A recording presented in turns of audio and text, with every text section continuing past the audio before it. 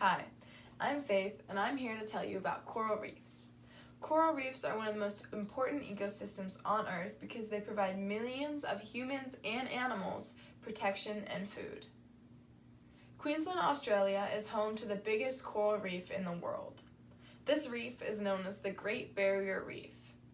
But the reef is dying, along with all other reefs on Earth. Scientists have discovered that one of the many reasons why our coral reefs are dying is because of acidification and the pollution of water. Acidification happens when ocean water becomes more acidic. So we are releasing so much greenhouse gases through the burning of fossil fuels and oils and coal. And what's happening is all of the greenhouse gas in the air is being absorbed into the ocean. About 25% of the CO2 in the air is absorbed by the ocean. So the more CO2 in the air, the more the ocean absorbs it, and the more acidic it becomes. Now, the acidic ocean water is causing problems for the coral and the fish because the coral and the fish cannot live in an environment that is so acidic. And through water pollution, I'm talking about the waste of animals and pesticides and household chemicals.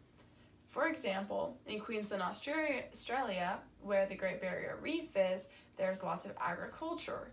So with agriculture comes animal waste and pesticide use. And so because it's going into the ground, it is going out into the ocean and clouding the water around the Great Barrier Reef. So it's harder for plants to do photosynthesis and animals to get food, and then there's a larger algae growth, and now there's less space for coral to grow. So those are two very common things that are happening to our coral. But scientists found that through microfragmentation, they can help save the coral. Microfragmentation is taking pieces of coral that are alive and breaking them into sizes that are maybe my fingertip or even smaller. And in a lab, they help these grow. So the coral is so successful at growing because when coral is broken, it creates a rapid healing effect. So now the coral is growing at a very fast rate. And then once the coral is grown to a decent size, the scientists outplant it back onto the coral reefs. So this is amazing because it's helping speed up the growth of coral. It's been very successful.